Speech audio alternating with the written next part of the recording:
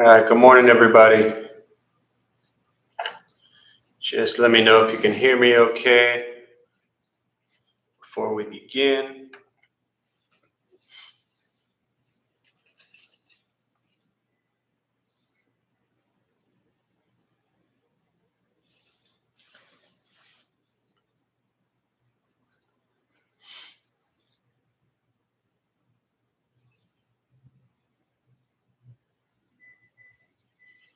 Good morning, Bridget. Good morning, Bill.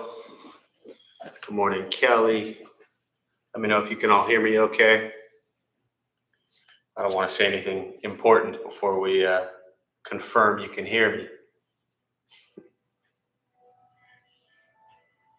All right, thanks, Marley. So we'll go ahead and get started. If you can all join palms as we begin and repeat after me. I take refuge in the Buddha.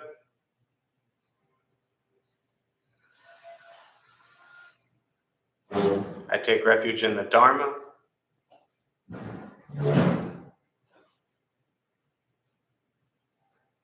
I take refuge in the Sangha.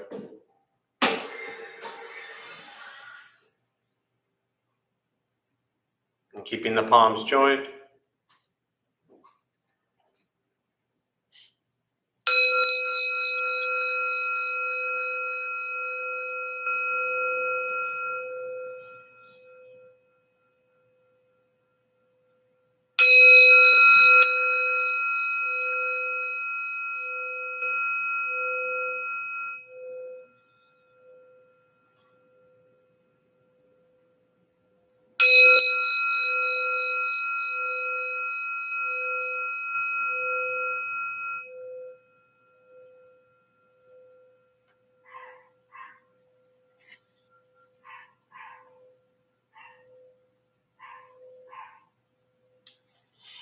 And putting the palms down.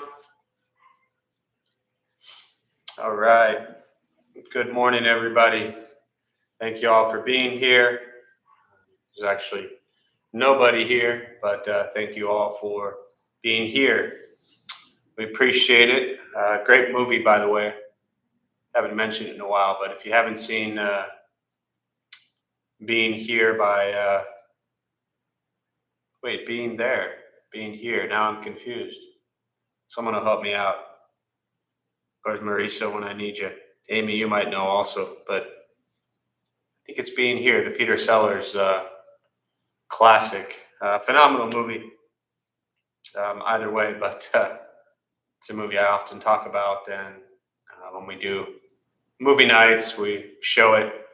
But such a great kind of Buddhist / Taoist movie about what happens if you just show up and are fully present with what's going on. And it's really remarkable. Obviously, it's all being there. Thank you, Andrea. I was like, when I said being here, it didn't sound right. So thank you for the clarification. When you, they sum it up in kind of a 2-hour Hollywood movie, obviously, but it is really a beautiful practice of, I believe, taking a lot of the overthinking, the analyzation, the critical judgment of the self and everyone around you. And what happens if you just show up and you take all of that away and you're just present with what's happening in that moment, and you go into each moment without any desire, without any craving, which the Buddha said is the reason we suffer, without any attachment to the outcome. There's nothing crafted. There's nothing manipulated. There's nothing, he doesn't show up to any situation necessarily with any idea of an outcome. And with all of that, I should say without all of that, it's quite remarkable what ends up happening. It's a funny movie. It's an old cult classic, Being There. Thanks for clarifying, Andrea. And, in case you're living in a time where you might have a little extra time at home right now and you want to laugh for 2 hours, and I suggest checking it out. I don't know. I don't know. You can find it if it's on Netflix or what, but or maybe Prime, Amazon. But it's out there somewhere, I'm sure. So really a great film, and I think I don't want to say too much about it, but throughout the movie and then after, hopefully it helps you or guides you in exploring how many of the things you do throughout your day, and these are just everyday things. These aren't, life decisions. These are not, uh, you know, relationship choices, career choices, education choices. These are just everyday commonplace things. And for me, it helped me see or remind me as well of just how much time and energy gets put into just overthinking so much. And for me, this practice has been really important because in my younger years, that's something I did way too much, and something I've learned and continue to practice to just show up. And when you show up, uh, what happens? And when you show up, if you show up with right intention, right effort, um, and combine that with some wisdom and compassion, then wherever you are, whatever is going on, can be quite a beautiful experience. So just show up. All right. So with that being said, thank you all again for showing up. We'll go ahead and we'll start with the meditation practice. There's a couple things to tell you before we begin. Nothing, especially if you're new. And if you are new, again, sorry, welcome. You'll see a chat box there on your screen somewhere. Feel free to chime in and say hello or anything you'd like. It's always nice to see all your names in little tiny circles next to it. So, yeah. So a few things before we begin the meditation practice. Nothing's going to happen to you. You won't float away. You're not going to have any mystical, magical experiences. The mind that races all day long won't shut off. Don't judge your practice, meaning don't ask yourself, is this working or not working? Are you doing it right? Are you doing it wrong? We're just going to sit. We're going to breathe. You'll hear sounds inside the room, sounds outside. This is life. Life is filled with chaos. And this practice is learning to get quiet and still within all of the chaos. Posture, you just want to be comfortable. Most importantly, if you are on a cushion, often helps slide into the front third. Pushing the stomach forward allows the back to straighten. Shoulders are relaxed. Same if you're on a chair or a couch or however you're seated. Relaxing the shoulders, hands around the knees or the lap, whatever's comfortable. If you need to move during meditation, simply move. Movement doesn't make you a bad meditator. It just means you need to move. And then return to stillness. I will guide us as we begin, and we'll settle into a little bit of silence. Most important, don't expect anything from this practice. We're just going to sit and breathe.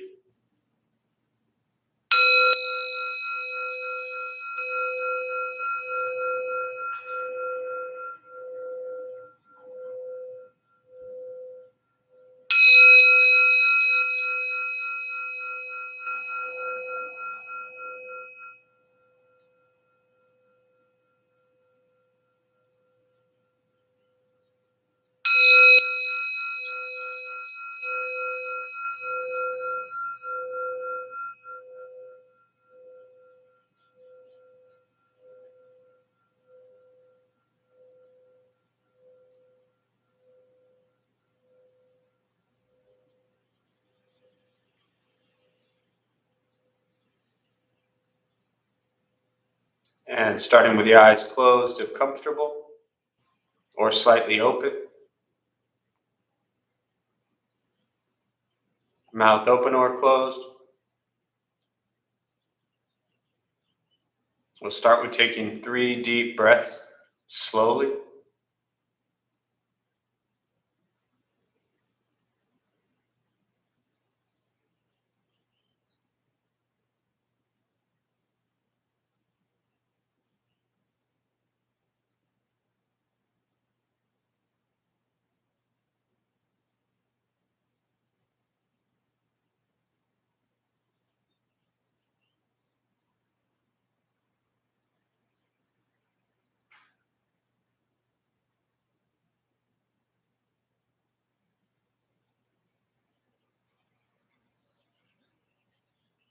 And eventually, settle into a natural rhythm of the breath.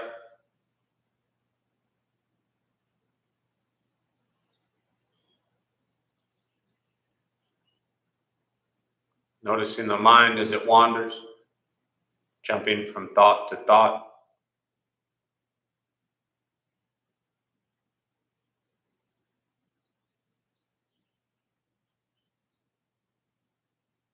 Start with gently guiding the attention, focus to the stomach or chest.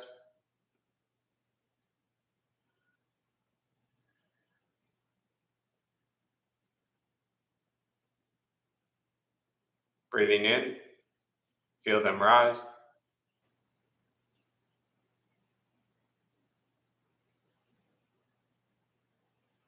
Breathing out, they fall.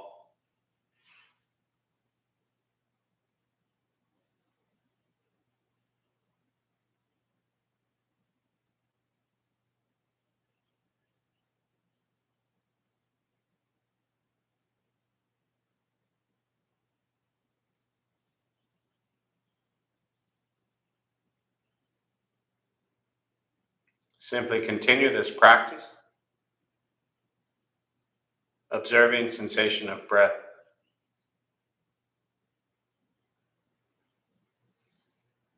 expecting nothing but to sit and breathe.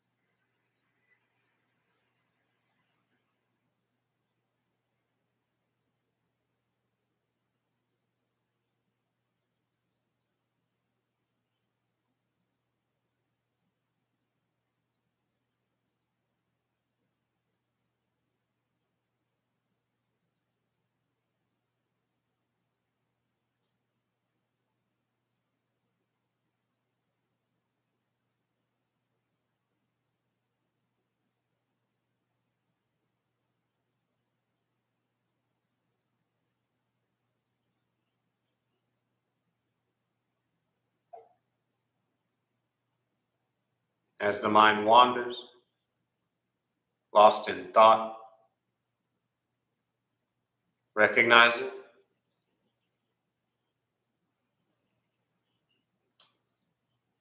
release that thought,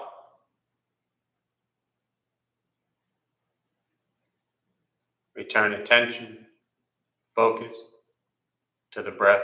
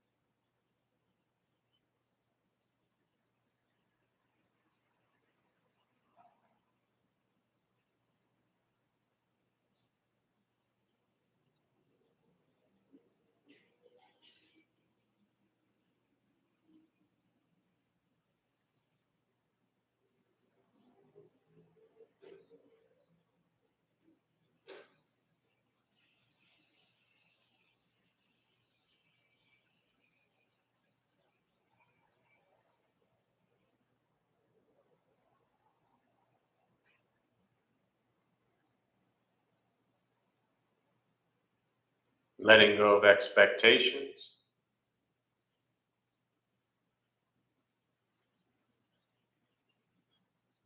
letting go of judgment from the practice,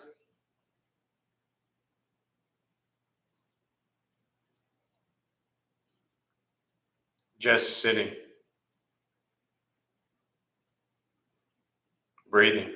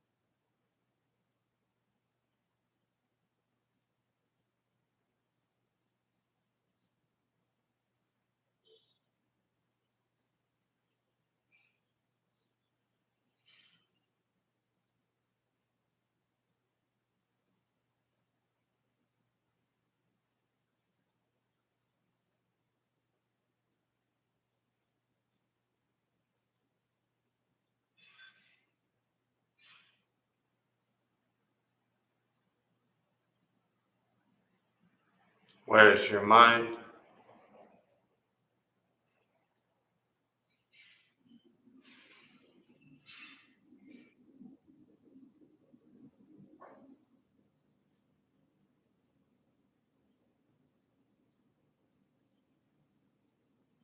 Return to breath.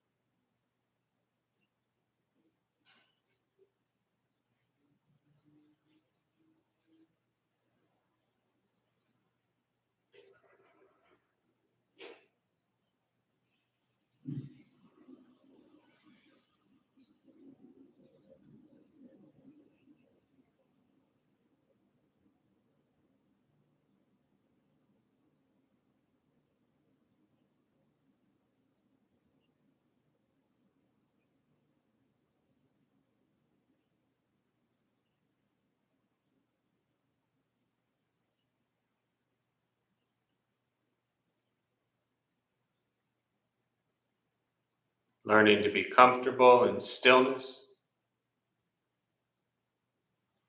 in quiet,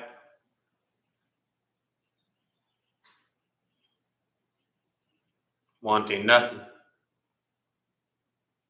but to sit and breathe.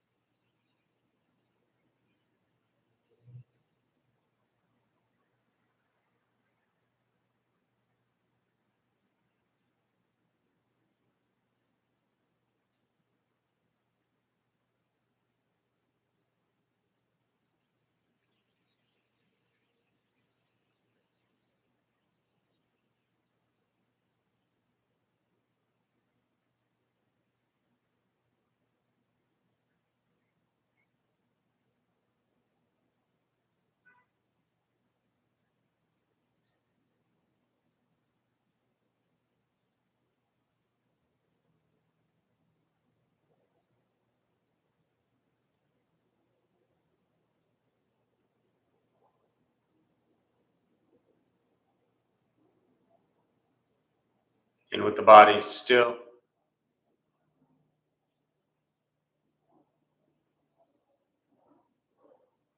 and the speech quiet,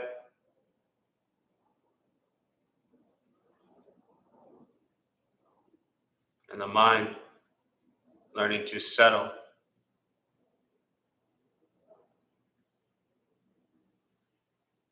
know what it's like to just sit and breathe.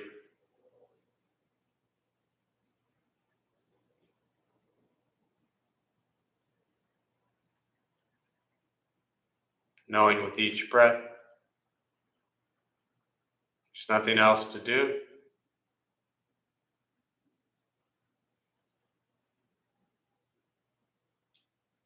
Nowhere else to go.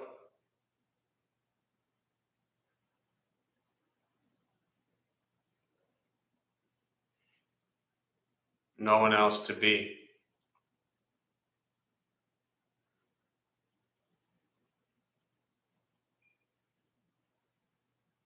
Everything beautiful, just as it is. Sitting, breathing.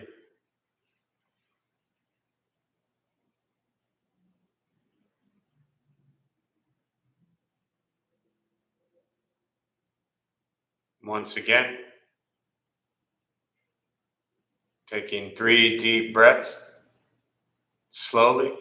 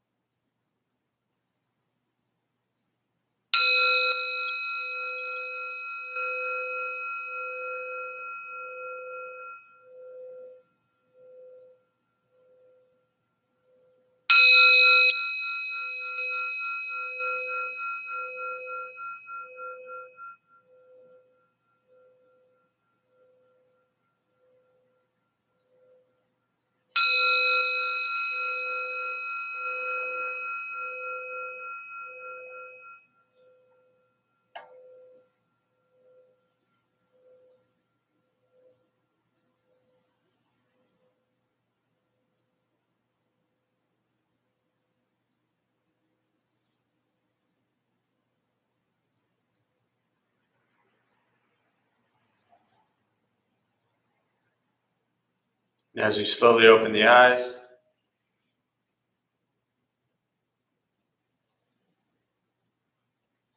slowly begin to move.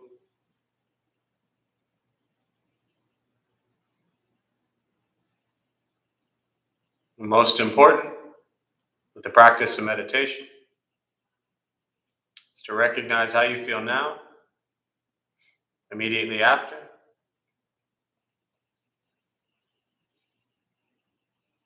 Compare this to how you typically feel throughout your day. Recognize the difference, if there is one. Ask yourselves how you prefer to feel every day for the rest of your life. And realize however you feel now, if it's quiet, calm, and still, or a busy mind, racing mind, whatever you're sitting with at this moment has nothing to do with anything I said. It's nothing to do with how we sit and hold the hands across the legs. It's nothing to do with the sounds around us or anything else for that matter. It has everything to do with your own mind and your own mind's reaction to an external condition. This is what the Buddha called pratitya samuppada, means dependent origination. This is the basis of the Buddha's awakening. The word Buddha simply means awakened.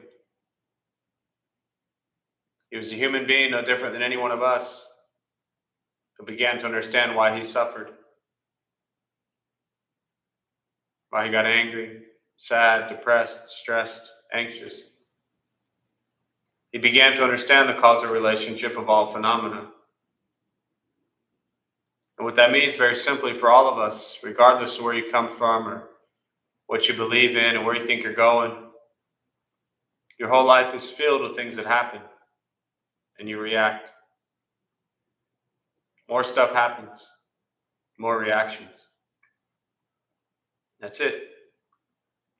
This practice is learning what it's like to respond to something quietly, peacefully, still.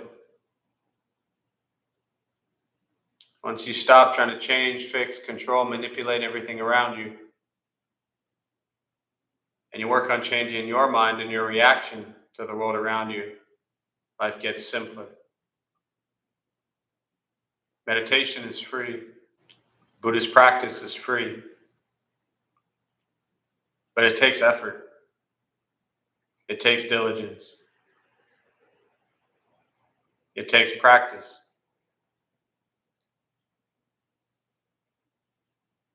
For me, Buddhist practice is not separate from your life.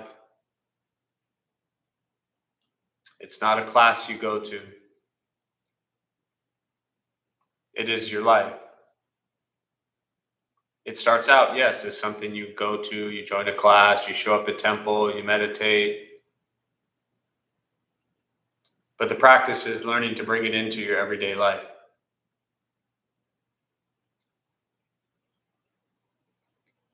Something that, just based on a few things that happened, that's been on my mind recently, and this is one of those talks, I don't know how heavy I'll get into it, but maybe I'll save it for when we're all back here in person. But for me, one of the beautiful lessons I learned from this path and practice is you have to be nice to people. And that's really hard. It's really difficult. And I don't mean that in general. I'm talking about for me personally. It is so hard for me to be nice to people. And the funny thing is, especially, as I scroll through the list of people that are joining us this morning, and a lot of you are regulars and have sat with me for a long time. Um, some of you know better than others probably, but there's often this perception of, not just for me, but I think anyone that leads meditation stuff, Buddhist stuff, yoga stuff, any sort of spiritual practice. This I talk about a lot, is that there's this pedestal that the people you look at sitting up here, looking out at all of you, you put them on this pedestal as if they're, these great people. We're no different than you are. And if you're going to look at someone as the person who leads meditation or leads Buddhist talks or teaches yoga or whatever it might be, then my recommendation and my very strong suggestion is you see them for more than just that 1 hour or whatever it may be. I don't know. For me, I remember as a kid, and maybe some of you have had this realization or experience when you were younger, or maybe you have kids and have seen it with them. But I remember when I was a kid, maybe say 8 years old, and I saw my school teacher. I was probably like third grade or something. I remember who it was. So third grade, maybe, no, I guess you're probably, maybe not, 9 years old, somewhere around there. And I saw my third grade teacher at the grocery store, Mrs. Schaefer. And I was like, what? What are you doing here? I could still remember like seeing her in the aisle, like reaching up, grabbing something. I'm with my mom, and there's the shopping cart, and I'm just standing over there, and I look up and I see her, and she's grabbing something, and I was like, what is she doing here? It was so strange for me because I could never imagine Mrs. Schaefer being anything other than my third grade teacher. Now that, of course, was from the eyes of a, you know, 9, 10 year old, whatever it is, 8 year old. Um, but it's really the same thing here. And this is my point, is that it's really hard for me to be nice to people. And it takes a tremendous amount of effort every single day. It takes meditation and Buddhist practice every single day to remind myself of the beauty of this path. And ironically enough, being nice to people is something we're taught from, for the most part, since we're small children. Most people who, wherever and however you were raised, in whatever conditions you were raised, most children were not taught to go out and be mean to people. Now, some were taught be nice to people more than others. Some had definitely more privileged, healthier upbringings, and maybe more comfortable, loving parents or family or friends. Everybody had a different experience and condition growing up. So maybe some people taught you more than others. But having worked in environments for 25 years with people who grew up with heavy abuse and trauma and all that, even those kids weren't told necessarily to go out and be mean to people. It's just a condition that they developed. So when you fast forward to, again, coming back to today, and I share a little bit about me just to make my point, but this isn't about me. I share this because this is what the practice is. And if you're listening to Dharma talks and doing your meditation and doing your spiritual path for an hour or two a day, and then you're out and you're just mean to everybody all day long, you're missing it.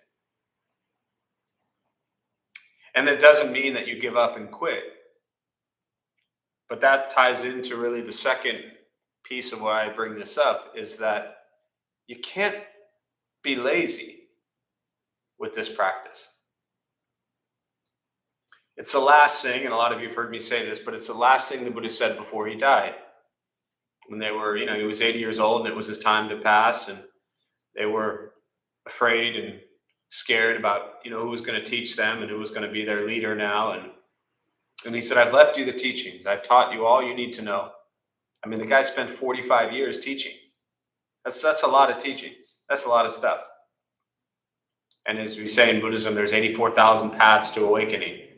It's a metaphor for there being 84,000 different teachings and practices to awaken, to end suffering, to suffer less, to be nice. So he said, I've left you the teachings. Now strive on with diligence. Be a light to yourself. And that strive on with diligence piece is so important because it reminds us that the effort that one puts into this practice is important. So diligence must also come with the sense of wisdom. And one of my favorite examples of this is years ago, Venerable Master Hui Guang, a great individual, grew up here. He's been a monk, maybe 20 years, plus years. Anyways, has a master temples in Taiwan. And he gave a talk years ago, downtown temple. Actually, this one might have been a Buddha for you, but either way, he gave a talk and he said, growing up here, he knows the freeways. He said, if you're it was, I think a Buddha for you. But anyways, he said, if you're near San Diego State, and you want to go to Poway, which is where he grew up, and you get on the 15 freeway and you start driving south, you're never going to get to Poway. For those who don't know the freeways here, just imagine you want to go north and you start going south. And so what that means is there's a discernment that is required to recognize, hey, my intention is to go one way, but I'm going the other way. Nobody can turn around for you if you're driving. You must do it. And this is something that I see so often in Buddhism, is that people are around Buddhism. They're around Buddhist books. They're around Buddhist classes. They're around Buddhist temples. But they're not really driving yet. And if they are driving, they're not necessarily driving in the right direction. And to a certain extent, that's okay, meaning, you have to start somewhere. So especially for those who are brand new, I get it. You're going to be going the wrong direction for a while. In fact, you're probably here because you've been going the wrong direction for a while. And even those of you who are not new, you continue to show up because you've been going in the wrong direction for a while. But too often, Buddhism has this kind of, mystique or connotation that it's just this kind of floating through life thing. Right? That you're just going to get in the car and it doesn't matter where you go. Well, being nice to people matters. If it doesn't matter to you, it definitely matters to them. So don't be lazy with this practice. Get headed in the right direction. Have people help you get headed in the right direction. And then grab the steering wheel and put your foot on the gas. Otherwise, you're never going to get where you want to go. And in this context of Buddhist teachings, where you want to go is to a place where you are right now, but where your heart and mind are not suffering. Or as I like to say, are suffering less. I don't think it's a healthy idea to have this goal that you're going to end suffering in the next 3 weeks. But can you suffer less tomorrow than you did today? So if we're all sitting here on a Saturday morning or whatever time it is, wherever you are around the globe, being virtual now, we've had the joy and advantage and beauty of having people join us from all over. But if you're joining us right now or you're watching this later, and you're one of our millions of YouTube followers, that means you need this. Unless you were just randomly stumbling across YouTube and pushed on the Dharma Bum Temple, and here you are. But if that's the case, then you probably need this anyway. So again, I'll say, don't be lazy with this practice. Don't be lazy with your life. And if you are going to allow a few hours of mindless, wasted time, then choose that wisely as well. I'm not suggesting that every second needs to be booked and scheduled with some meditation Buddhist practice retreat thing, but use your wasted time wisely as well. And that's a whole other talk for another day. But so I'll stop there. I always really enjoy and prefer just to open up to questions. So anything on meditation, Buddhist practice, and again, if you're joining us for the first time, welcome. There's a chat box on your screen somewhere, so feel free to type in your question, and I'll use the rest of our brief time this morning to respond to your questions. Thank you. Cynthia, the smallest act of kindness is worth more than the grandest intention. Yeah, absolutely. Um, and that, I think, it's a beautiful quote, a beautiful expression. Um, really, kind of bringing home what I'm talking about. That the actions, the expression, the smallest act of kindness. We hear random acts of kindness a lot. Those expressions. The word act is in there, and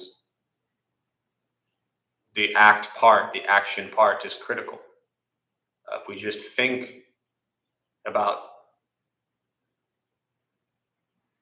being kind to people, but we don't act on it, then we haven't done much. Now, again, I like to look at this as, um, you know, taking steps heading in the right direction. If you don't think kind thoughts, then thinking kind thoughts is a start. But we have to work on putting it into practice. So, and what's interesting is something that somebody said to me years ago, just with my own personal journey. What they highlighted was the fact that I was kind of quoted, and I don't remember the exact words now, but the way I said it was that, after all the years of being around this practice, it's not so much that my thoughts have changed, but what I do with them has. And so for me, that's also been an incredible practice, is that no matter what my thoughts are, no matter how unhealthy a thought may be, the ability to not act on it, or act on it depending upon what it is. Um, but the ability to take a unhealthy, harmful thought and turn that into a positive action has been a really huge game changer for me. So, other thoughts, questions?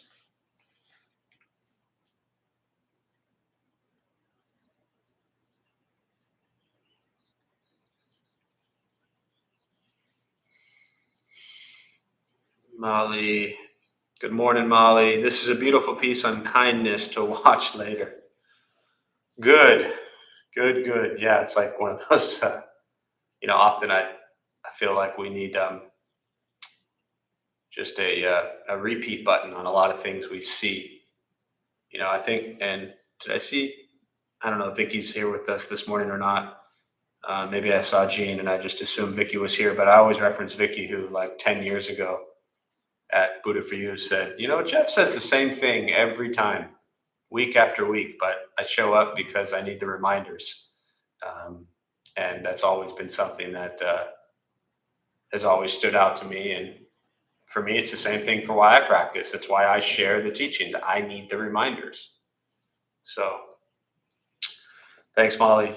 Kelly, good morning. Could you speak about what healthy striving might look like? How can we strive without attachment to outcome? Yeah, sure. It's a great question, one that comes up a lot, and it's very practical, in a sense that you know. Well, let me start with this. The Buddhist teachings, for those who don't know, talk about, so the Four Noble Truths, very quickly to sum this up for new people. The Buddhist first teaching was that life is filled with dukkha, which is suffering, discomfort, angst, dissatisfaction. It doesn't mean all of life sucks. It just means that we're going to suffer a lot throughout our lives. And I think at this stage of all of our lives, we've recognized that life includes a lot of suffering. The second noble truth is, what is the cause? The cause is the greed, the anger, and the ignorance. And we overcome greed, anger, ignorance with the practice of generosity, compassion, and wisdom. So this cause of suffering, greed, anger, ignorance, also is summed up, wrapped up, talked about as craving and desire. You use the word striving. Striving is a very, it's a positive word. It sounds much better when I hear it than craving and desire. Striving sounds as if it has good intention behind it. So, but I'll get to that in a minute. So there's the cause of suffering, then there's the ending of suffering, the third noble truth, which is nirvana, liberation, freedom from suffering, suffering less. And the fourth noble truth, which is the Eightfold Path. This is having the correct views, thoughts, speech, action, livelihood, effort, mindfulness, and concentration. Okay, so your question of what does healthy striving look like? The Buddha taught very clearly that there are healthy cravings, there are healthy desires, there are healthy strivings. Without the desire, without the craving, without striving to suffer less, none of us would be interested in Buddhism or meditation practice. We're angry, we're stressed out, we're anxious, we have a desire to have less of that. So we practice meditation. We strive to be kinder, gentler people. So we practice meditation. So healthy striving, and these are really, you asked them as two separate questions, but they're really two very distinct separate questions that are related yet also completely separate. Healthy striving is really tied to what is your intention behind it. What is your intention behind what you are striving towards or for? And I throw this out a lot, but our motto for the college group, Delta Beta Tau, is for the benefit of others. To me, this is the bodhisattva practice to liberate all sentient beings from suffering, life after life. Now, I'm not saying that every good goal that you have in your life must be 100% for the benefit of everybody else. That's not practical either. Let's be realistic here. But the reality is, everything we are striving for, we can kind of, hold it up to the light and look at it and say, what is my intention behind this? Is this something that is to feed my ego, my greed, my anger, my ignorance, right? And when I was younger and I wanted to make a lot of money to buy a nice car, what was I striving for?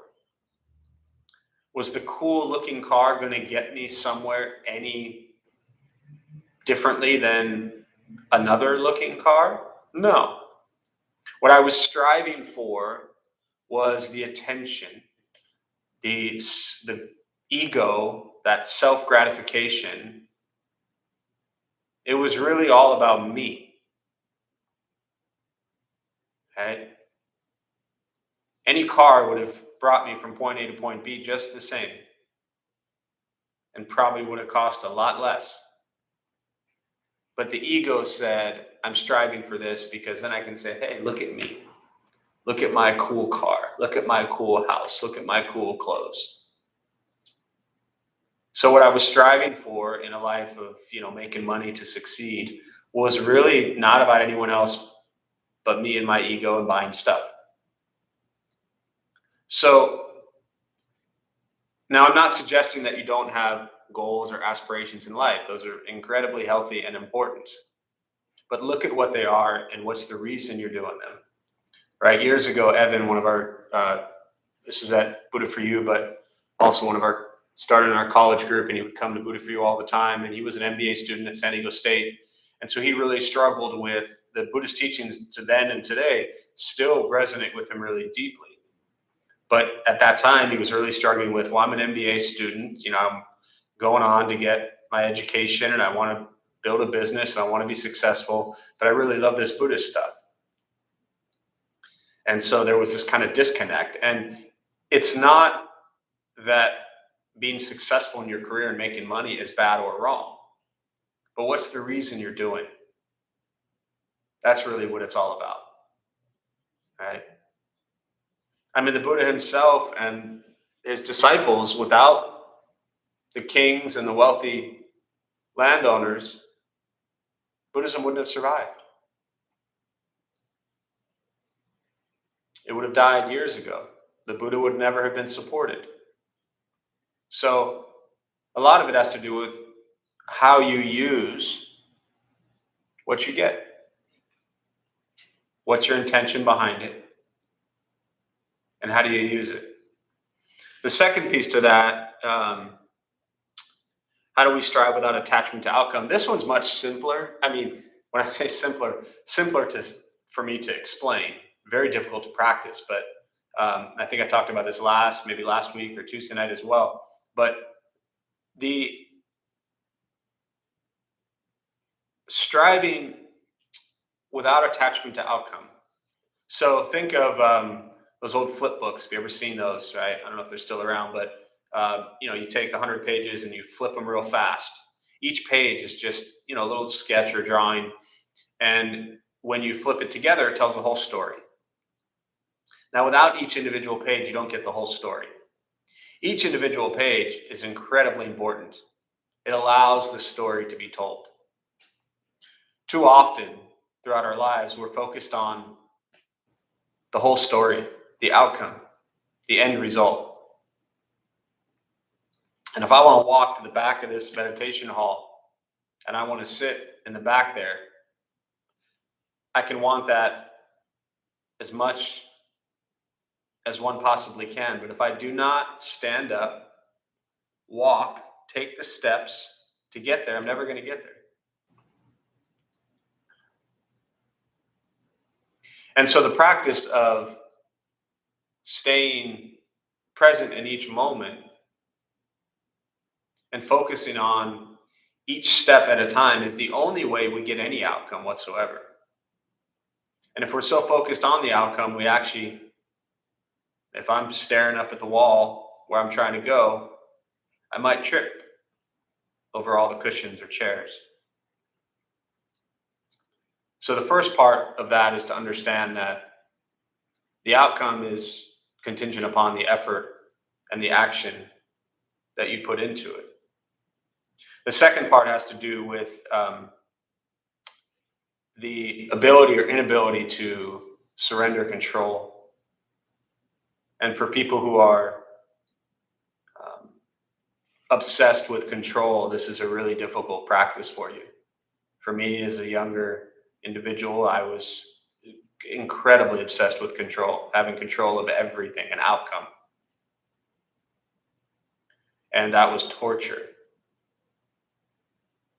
So what I learned is, and a lot of this initially came through sports, even though I didn't really see it right away, is that whether you win or lose the game,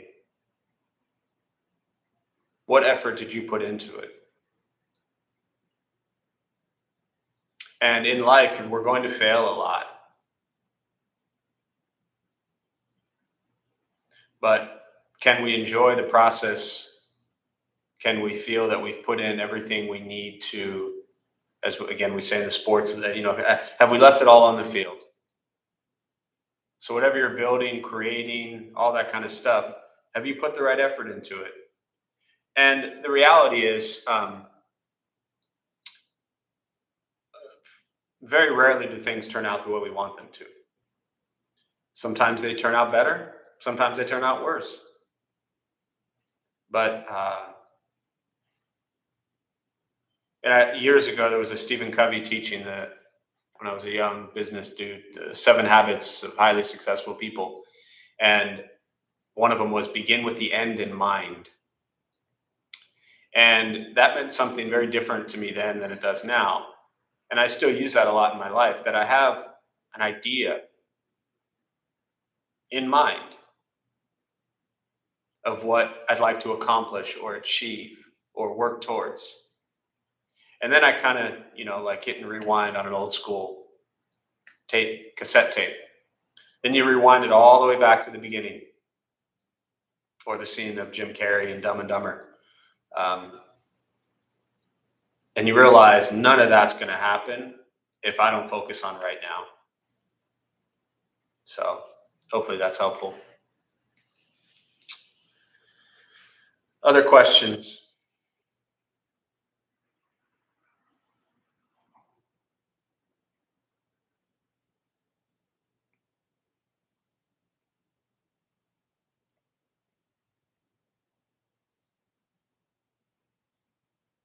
And last thing I'll say, and we're almost out of time here anyways, but on that last question is this illusion of control that anytime we are attached to an outcome, it very often can be a huge reminder for us of how much we attach to expectations of everything. And so the practice I always share, and I've shared this, most of you have probably heard this, but it really helps to begin to work on non-attachment with simple things in life. Because if you're trying to work on non-attachment with very heavy, important things, then it's going to be very difficult if you can't do it with basic things. So the practice I share and have always shared for years is next time you go out to eat, if you're going out to eat these days, or next time you order anything on Uber or Amazon Prime or whatever it might be, but let's just say you have a menu in front of you, and let's say you want to spend $10 on the meal, and let's say you're gluten-free vegetarian. So sit down at the restaurant and tell the person taking your order that you'd like something to eat that is $10 or less, that's vegetarian, gluten-free, and doesn't have peanuts because you're allergic to peanuts. And then hand the menu back and say, thank you very much. And then learn to just appreciate the fact that you have $10 to buy food, and that food got put in front of you, and that you have the ability to eat. Do that practice over and over and over again until you cannot attach to having things your way. It's usually where people chime in with the Burger King joke. But it's a great practice of non-attachment. It's not going to be exactly what you wanted to order. You might not even like it. But you got food, and that's more than a lot of people in this world have. So, all right. I rambled a lot on those few topics. So I'm going to close there since it's been an hour and I want to respect your time. But I think that's all enough for us to ponder. Being nice to people and non-attachment. So, and they actually play well together. If you're not attached to your ego and yourself and your pride, it's a lot easier to be nice to people. So we will join palms as we close with a transfer of merit. May the benefit of this practice be shared with all beings in all directions. May all be at peace.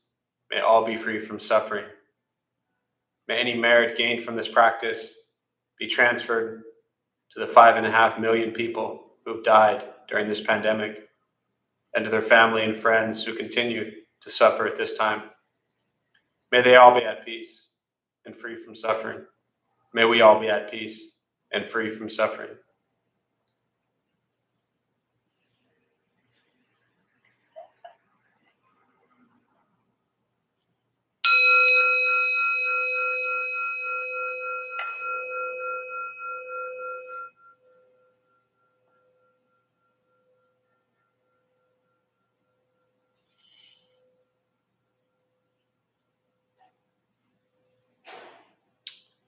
All right. Thanks all for joining us. Just a few quick announcements before you head out. And Bridget, I just saw your question here. And do the teachings of the Eightfold Path go more in depth? Example, specific guidelines for right action, etc. Quick answer to that for now is yes. I suggest looking at the Pali Canon. Just go to Access to Insight, Eightfold Path, and you'll find really just a beautiful breakdown of everything the Buddha taught on the Eightfold Path. So if you have trouble finding any of that, just let me know. But yeah, there's in depth in multiple places and ways on all of this stuff. So all right. Again, thanks all for being here. My name is Jeff. I'm a Dharma bum. We opened up this temple 15 years ago to bring Buddhist practice to local folks. Those of us who lead, we're not monks, we're not nuns, we're not gurus, we're not masters, we're not teachers. We're just practitioners. We do our best to take our understanding of Buddhist teachings and put it into terms that hopefully make sense to those who show up. Again, we're not teachers, we're not looking for students, just practitioners. We have classes every night, every morning. Everything's on the website, the schedule. Recovery classes, family classes, college classes, kids classes, you name it. Our temple closed again in January 2nd. So we've been closed again about 5 or so weeks. Um, talk about a practice of the end in mind. The end in mind is that the temple will open up again one day.